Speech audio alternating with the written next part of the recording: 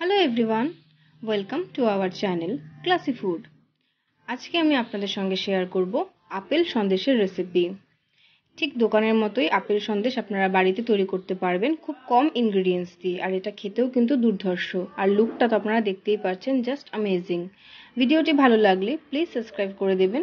Subscribe করার পরে পাশে থাকা বেল আইকনটিতে প্রেস করে উপরে অলে ক্লিক করে দেবেন। শুরু করছি ভিডিওটি। প্রথমে এখানে আমি 1 লিটার দুধ থেকে ছানা তৈরি করে নিয়েছি। ছানাটাকে এইভাবে তৈরি করবেন যাতে করে খুব সফট হয়।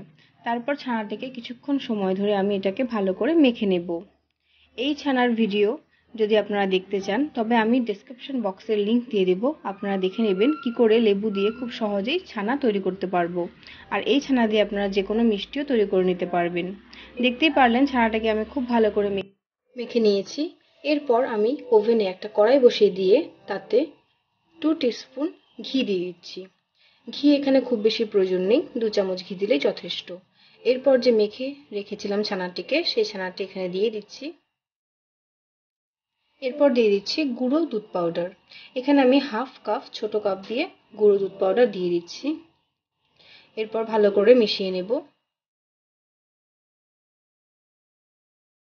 এরপর আমি এখানে দুধ মিশিয়ে নেব।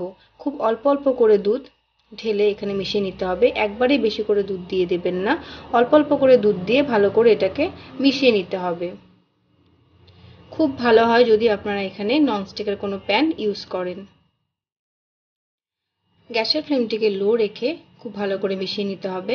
এরপর আমি এখানে দিয়ে দিচ্ছি 2 টেবিল স্পুন চিনি। যেহেতু গুঁড়ো দুধ পাউডারে চিনি রয়েছে তাই আমি এখানে চিনিটা খুব কম করে দিচ্ছি, আপনারা আপনাদের স্বাদ অনুযায়ী দিয়ে দেবেন। এরপর আবারও ভালো করে মিশিয়ে নেব। এরপর আমি এখানে দিয়ে দিচ্ছি ইয়েলো ফুড কালার। যদি আপনাদের কাছে ফুড কালার অ্যাভেলেবেল না থাকে তো আপনারা ফুড কালারটিকে স্কিপ করতে পারেন, ফুড কালার ছাড়াও এটা খুব সুন্দর হয়। তো এরপর আবারও ভালো করে মিশিয়ে নিতে হবে, কন্টিনিউ কিন্তু আপনাদের নাড়তে হবে। খুব কম ইনগ্রেডিয়েন্টস দিয়ে এই সন্দেশটি তৈরি হয়ে যায়, আর এটি খেতেও খুব সুস্বাদু।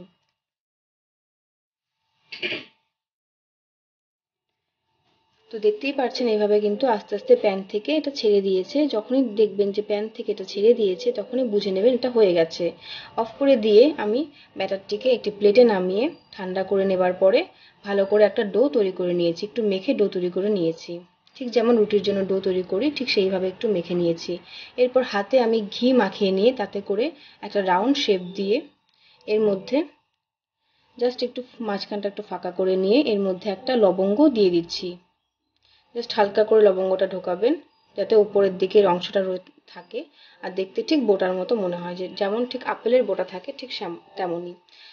এরপর আমি আঙুলের সাহায্যে একটু হালকা করে চেপে চেপে